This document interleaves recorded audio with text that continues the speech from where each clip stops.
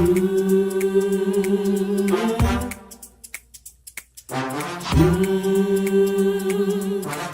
talk the color.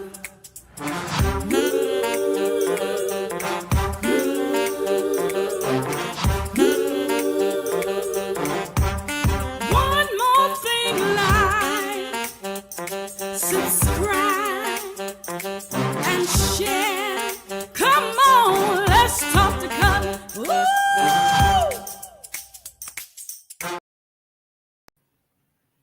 Hey, good evening, everybody. It's Cutler here, the Let's Talk to Cutler broadcast. It is the 10th of December, and I hope that you all are doing well. I hope that you are enjoying the holidays. I hope that you're gearing up for the holidays and planning to spend lots of time with family and friends, and just make sure that you are in the right frame of mind, and that you are just prepared to enjoy and show love and uh, be a shoulder that other people can lean on, and be and an avenue where people can uh, just show love and share joy. And as you're preparing for the holidays, make sure that you are preparing for the holidays with the expectation that you're going to have fun, that you're going to have a good time. It's all about the attitude, and that's one of the things that I enjoy about our conversations here. So if you're stopping by for the very first time and you're wondering, what is this guy talking about? What's going on here? This Let's Talk to Cutler broadcast, this Let's Talk to Cutler virtual book club, this Let's Talk to Cutler platform, it is about inspiration. It's about motivation. It is about challenging ourselves to show up our best selves, even in the worst of circumstances. And a lot of times we have to remember that good Tuesday evening, everybody. Listen, and you have to make sure that you are in the frame of mind that says, you know what, I am going to be the best me, even in the worst situations. I'm going to show up my best self, even in the worst of situations. And so we have these conversations here so that it's second nature for us to just show up our best selves, even in the worst of situations. We have these conversations so that we can inspire each other, so that we can motivate each other, so that we can challenge each other, so that we can push each other when we need to be pushed, so that we can pull each other when we need to be pulled, so we can proverbially grab each other's hands and just walk along and say, hey, you need a little more strength today? I'll be your strength. Let's come on and do this thing. So the goal here is to make sure that when we walk away, we walk away examining ourselves, saying, you know what, there's a better version of me that's available. And I'm striving for that person. I'm striving to get to this place that's called better. And better doesn't have to happen 5 weeks from now, but it happens now, because I believe this is not as good as it gets. That this is not the end all be all. I've seen good, but there's still better. I've seen great, but there's even greater. And so we spend that time together here talking and seeing how we can become those people. And I invite you to share this platform. Tell people, come on, let's talk the color, because I would like to think that we're offering real life situations and real life scenarios of how we can be the best version of ourselves. I'll talk about in just a moment how sometimes we just think things in life just show up, and then you realize, oh, life is speaking to me, and life is giving me an opportunity to be my best self. Life is giving me an opportunity to make sure that my character is in check. Life is giving me an opportunity to make sure that my integrity is in check. Life is giving me an opportunity to make sure that I respond in such a way that I don't regret. Life is giving me an opportunity to respond in such a way that I help somebody else. Life is giving me an opportunity to respond in such a way that I am not embarrassed about the decisions that I made. And so we have to have these conversations whereby we show up. We show up and we take advantage of the opportunities that life gives us. And I am thankful for the opportunities that life has given me. I'm showing up this evening, chatting with you all out of such an abundance of love, out of such an abundance of gratitude. And I'll tell you about it in just a moment. I will. But if this is your first chance stopping by, do me a favor, go on and subscribe to this platform. And after you subscribe, click on the notification bell, whether it's down there, up there, over there, the one that lets you know whenever I've gone live, whenever I've uploaded new content. We're going to have a conversation this evening. We're going to have a conversation about how to ask for help, because I know a lot of people don't want to ask for help, don't like to ask for help, don't know how to ask for help, don't think it's necessary to ask for help. But I want to talk about it. And again, let's juxtapose those two things. One, that we're going to talk about how to ask for help, and two, the fact that I am coming and chit-chatting out of an abundance of gratitude this evening. And I will tell you why in just a moment, but let me shout out the LTTC VIPs. The LTTC VIPs are the people that I see on my end who come on first. I know sometimes y'all like to say to me, Cutler, I showed up first and I was the first one, but I'm just telling you who I see over in the chat. Now, some of you are on, but you're not over in the chat. Come on over to the chat and say hi so that I can see you and they can see you and we will all know that you're there. All right. So I want to shout out Annie Cutler, Linda Martin, Paula D. It's so good to see all of you. But the rest of you, come on over in the chat and say hi. I do see a few more of you, but just make sure that you say hi and bring your snacks and let's stay here for a while. But let me tell you this today. You all, I have no reason to lie. I was going to say you're not going to believe this, but I have no reason to lie. I was going to tell you, and I'm going to tell you that I went today. I was hungry, and I went to Panda Express. Now, when I went to Panda Express, based on my order, they gave me this fortune cookie, and jokingly, I just said, I wonder what the Lord is going to say to me through this fortune cookie today. I know some of y'all, you're just going to say overly religious. Really, really, really, really, really, the Lord of fortune cookies. So I cracked open the fortune cookie, and this is the fortune. And it said, the load you bear can easily be shared. Well, immediately I got this message and this thought that the load you bear can easily be shared. And I thought just for a moment of how we sometimes walk around suffering in silence, how we walk around thinking that we are king and queens of the world, how we walk around thinking that we can carry everything, how we sometimes walk around thinking that we are an island unto ourselves, thinking that we don't have assistance, we don't have help, no, nothing is available, and that everything that I do, the weight of the world is on my shoulders. And I thought, wow, so many times we walk around with all of that proverbial weight unnecessarily when the load you bear can easily be shared. Do you not know that the reason you have friends, the reason you have family, the reason you have a village, the reason you have a community, the reason you have a network is so that you don't have to bear your burdens alone? That is the reason you are connected to other people, so that you don't have to bear your burdens alone, so that you don't have to carry these weights all by yourself. The load that you bear can easily be shared. Easily, how, Cutler? Sometimes if you just ask for help.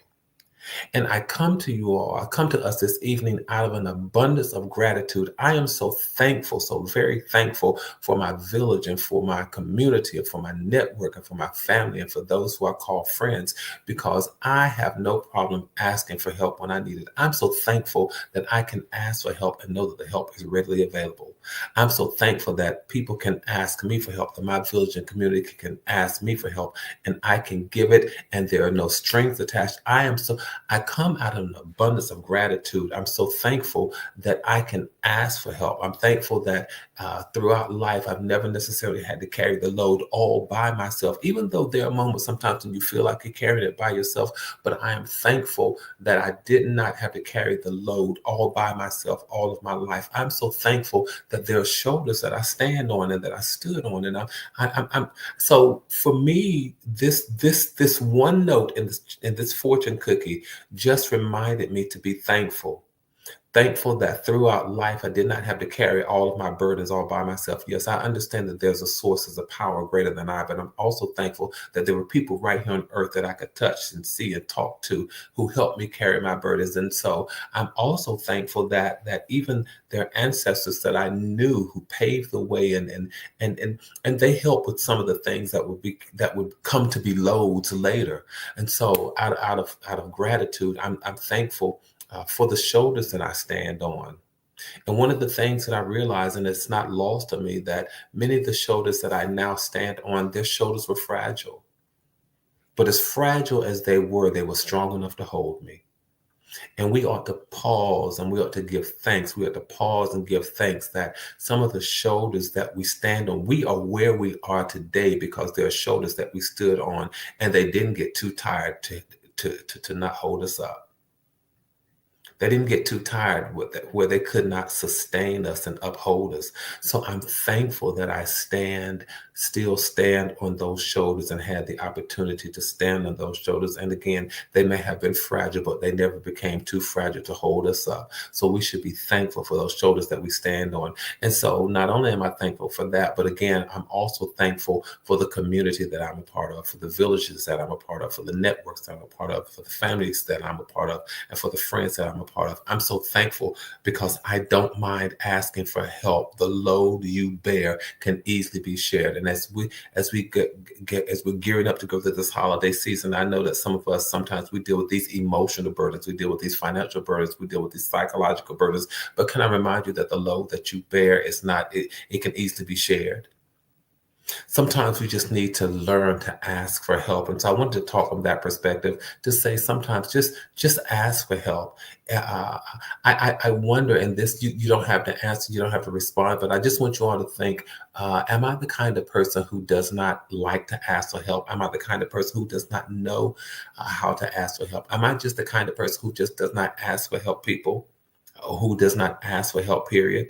And so I want you all to think about that, because if that is you, perhaps there are people in your space, in your village, in your circle who are like that. And perhaps that means that there are people who are in your village, in your circle, in your space, in your family, among your friends, who might need help but won't ask for help. I won't say don't know how to ask for help, but they won't ask for help. And so then that puts a greater responsibility, puts a greater burden on us to make sure that we're checking in on people.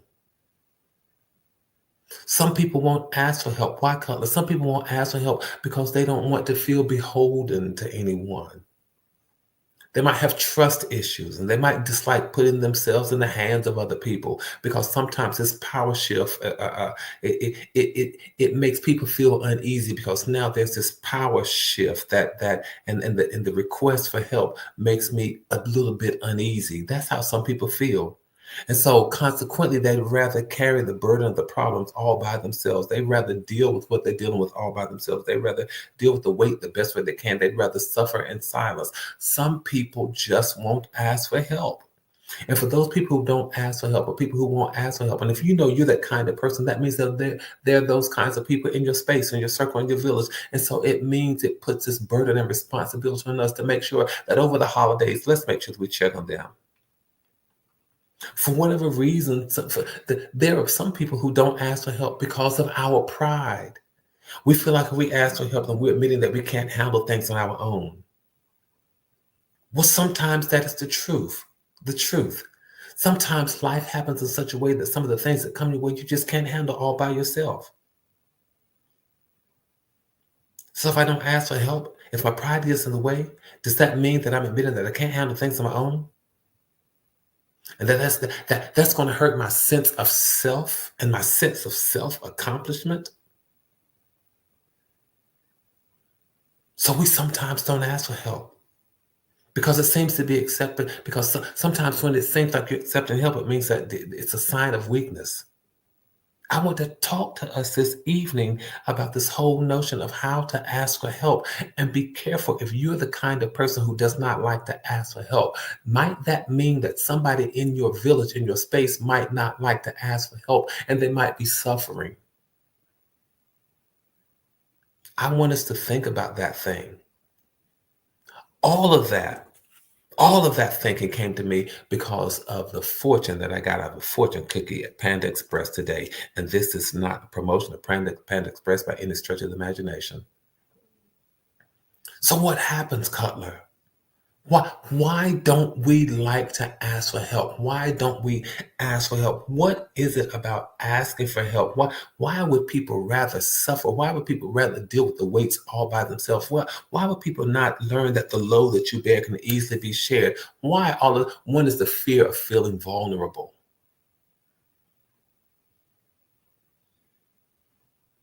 There are people, maybe it's not any of us, maybe it's not any of you, but maybe it's people that you know. And again, please share this broadcast with people who you know who do not like to ask for help. There are some people who are insecure, and they're so preoccupied with other people's perceptions of them.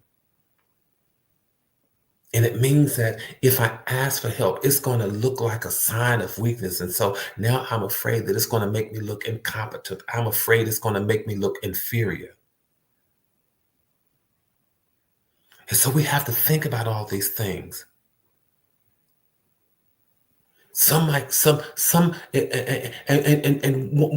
of the reasons I don't want to ask for help, because it may be that people can see through my imposter syndrome, through my imposter facade. What does that mean, Cutler? It means I look like I've got everything all together. It looks like it looks like I have everything right. It looks like I've dotted every I. It looks like I've crossed every T. And so if I ask for help, then they're going to see right through that imposter facade that I've put up for so long. And so rather than asking for help, and rather than allowing people to see through that imposter facade and that imposter syndrome, what am I going to do? I'm going to keep them at arm's length. I'm going to keep them at bay and try to manage everything on my own, because I don't want to look and feel weak. I don't want to look and feel vulnerable. I don't want them to be able to pierce this facade of I've got it all together. K Sharp, the fear of it being used against them. I understand. Absolutely. If I ask for your help, are you going to turn around and then use it against me? Are you going to talk about me? Are you going to publicize it? Are you going to exploit me? And so these are very real things. And while people are dealing with that very real thing, they'd rather suffer. And so we have to be careful that people are not suffering around us. Sometimes I don't want us to make people feel bad for not asking for help, but I want us to create spaces and environments of trust where people can ask for help. A lot of times people just have the need to be independent. It's true. Some of us may not understand it, but there are people, sometimes when you prioritize self-reliance and you prioritize self-sufficiency, asking for help makes you feel uncomfortable. And I have to raise both of my hands and almost raise my feet as well. I'm one of those people who prioritize self-reliance and prioritize self-sufficiency. And so it takes me outside of the box sometimes, or it did at one point. It would take me outside of the box of comfort to ask for help. Sometimes it's rooted in people's family backgrounds. It's rooted in their cultural backgrounds, and they believe that they should be capable of handling everything all by themselves. You know, my dad did it, my mom did it, my grandparents did it. They never had to go outside of the house, and they didn't have to ask anybody for help. And so sometimes we're programmed. We're programmed to work alone, to be alone, to stay alone. We're programmed to play alone. We are programmed to do some things alone and act as a lone ranger. What does that mean? It means I'm also programmed to struggle alone.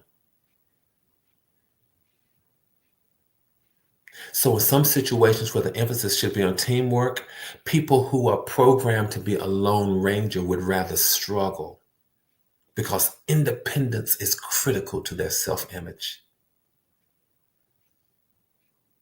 Independence is critical to some people's self-image. I'm telling y'all, I'm speaking out of transparency.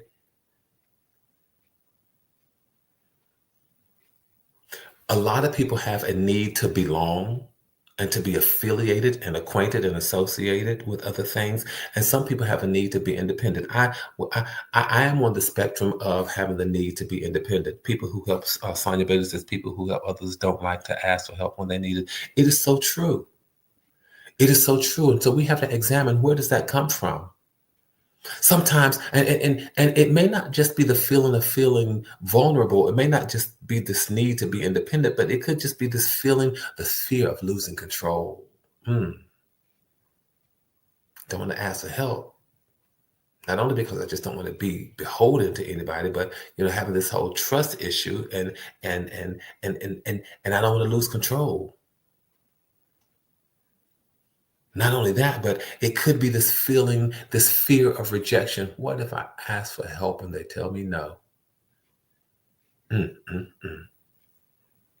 already feeling my most vulnerable. And so now if I ask for help and I'm rejected, how is that going to make me feel? A lot of us overestimate the likelihood that the people we're asking for help will say no. We overestimate that.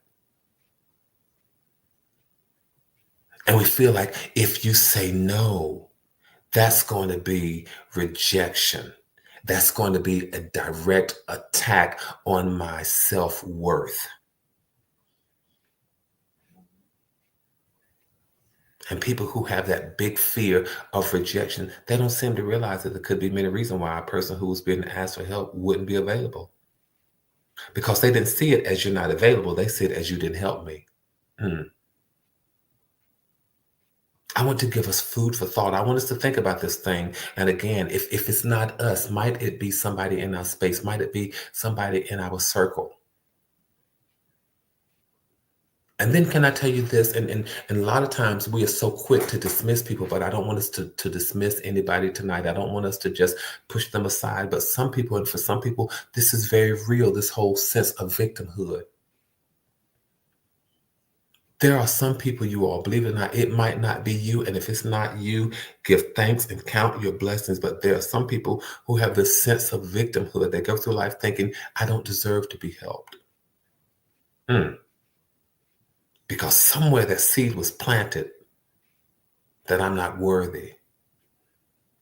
And so for people who go around with that mentality and they think I don't deserve to be helped or I am not worthy, they don't seek support. They don't ask for help. Consequently, what happens? They walk around hearing this inner voice, and they hear this inner voice and they develop this poor me attitude. And they think, perhaps it's just my fate. Maybe it's just my lot to sacrifice and to struggle on my own. Feeling this sense of victimhood. And it is unfortunate because a lot of times people then end up with self-esteem issues. Poor me, I guess I was just meant to struggle, and they end up with self-esteem issues. They're highly critical of themselves. They just don't think that they've earned the privilege or the right to ask for other people's time or energy. Something about me does not make me worthy to ask other people of their time, does not make me worthy to ask other people of their assets, does not make me worthy to ask other people of their energy. It does not make me worthy to ask simply other people for help.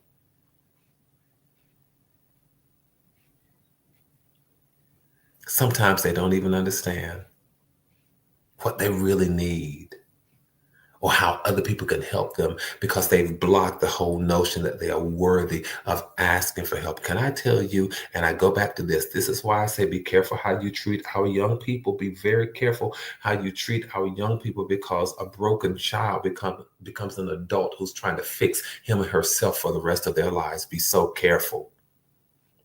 Be careful how you treat and how we treat our children, because broken children become adults who are worried, who are working the rest of their lives trying to fix what was broken.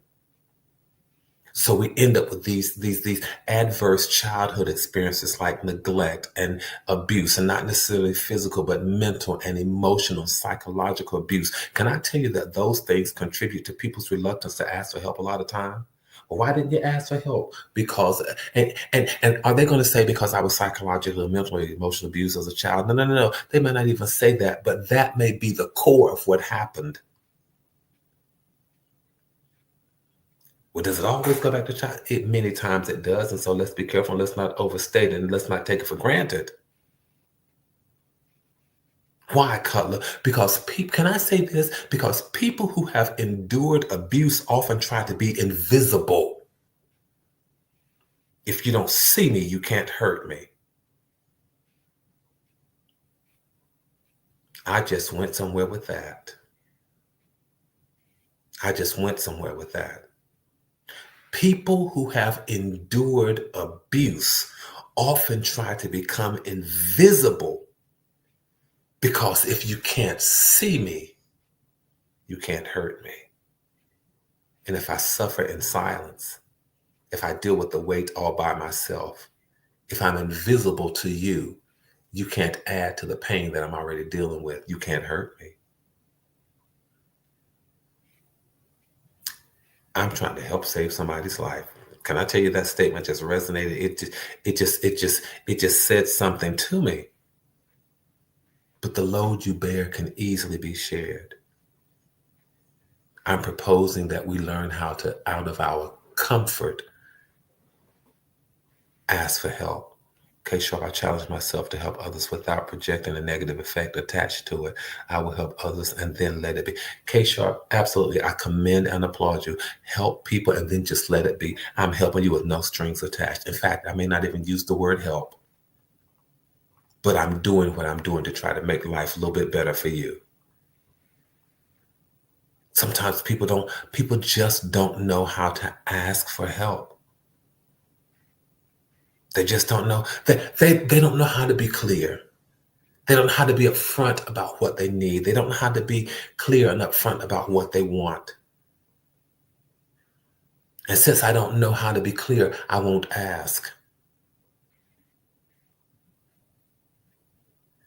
Some people, their need for help is so filled with emotion, they don't always think about how they're saying what they say. They don't know how to be mindful of their tone. And so it may not come across like they're asking for help. And so I'm suggesting to us, listen to what people are saying. A lot of times, see through the tone, see through the emotion, and see and hear what they're saying. Sometimes people don't have the presence of mind, the presence of thought to pick the right people who can help them, but they're just floundering like a fish on the shore. Listen, I don't know how to choose the right people. All I can say is that I need help. I'm trying to deputize us to help other people who don't know how to ask for help. And as K Sharp says, I love this response. I'll help other people and then just let it be. A lot of times we have to make sure the best way to ask for help, yes, is to be respectful. The best way to ask for help is to be open to the discomfort of now coming out of your shell to ask for help. But when you are the person who was on the end giving help, make sure that you don't make people uncomfortable. Make sure that you don't make people feel bad about having had a need.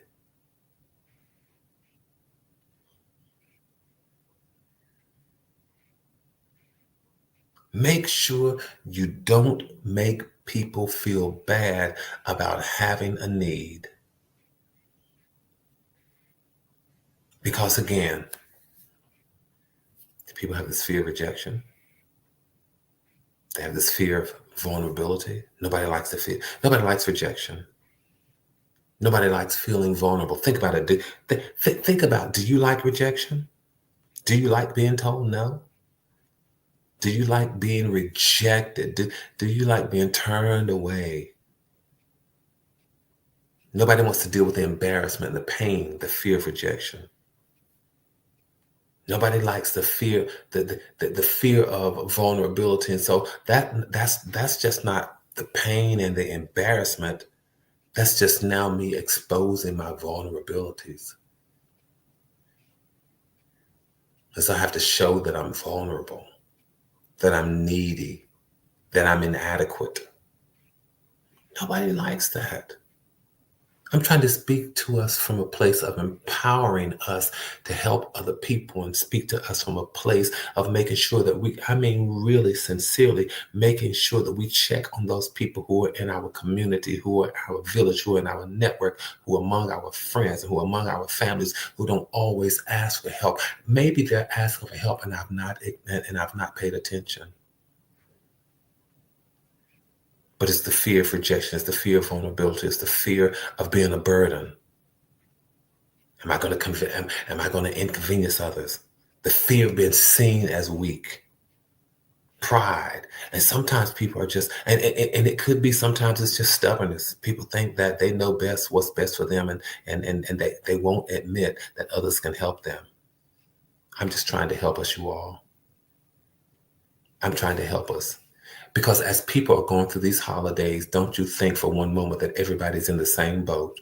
Don't think that everybody has been as fortunate or as blessed as you have been. Don't think that there are not people who are still dealing with real issues, some issues that maybe we dealt with in our past that we have been blessed to get beyond. Maybe some things that we're still dealing with now, but we've mastered how to navigate the tides of life. Everybody has not mastered how to navigate the tides of life. There are people who are suffering. Yes, suffering right in our families, suffering right on our front doorsteps, suffering right in our communities, in our churches, in our neighborhoods. People who are right among us are suffering and they don't know how to ask for help. What are we doing? Are we losing people on our watch? I challenge us. This is one of those conversations. I know we like to talk about inspiration. We like to talk about motivation, but this is one of those conversations where I challenge us to look out among us and make sure that we are our brothers and our sisters' keepers, because we are. One of the things that I enjoy so much about reading your emails, the emails that I get from you, is that I get a real sense that we are a community. Let's keep doing what we do. Listen, my time is over, but let's keep doing what we do. Let's keep building community. Let's keep maintaining connectivity. And I said, let's keep our heads up and keep our hopes up. Let's go out and see who lives among us. Who might I have been ignoring? Who might be needy among me and I didn't pay attention to? And when I say needy, I don't necessarily mean who need money. Who might need a shoulder? Who might need an ear? They might just need somebody to talk to. Their load could be lifted just by having an ear or a shoulder. Let's keep doing what we do. Building community, maintaining connectivity. Keep your heads up, keep your hopes up, stay safe and stay sane. And know that from my heart to yours, there is and always will be so much love. And until the next time we talk, go and tell somebody, come on and let's talk to Cutler. The man is just trying to help save somebody's life. I'll see you the next time I see you. All right. That will be next Tuesday when we spend another 1,800 seconds together. Take care. Be blessed. Have a fantastic evening. Good night, everybody.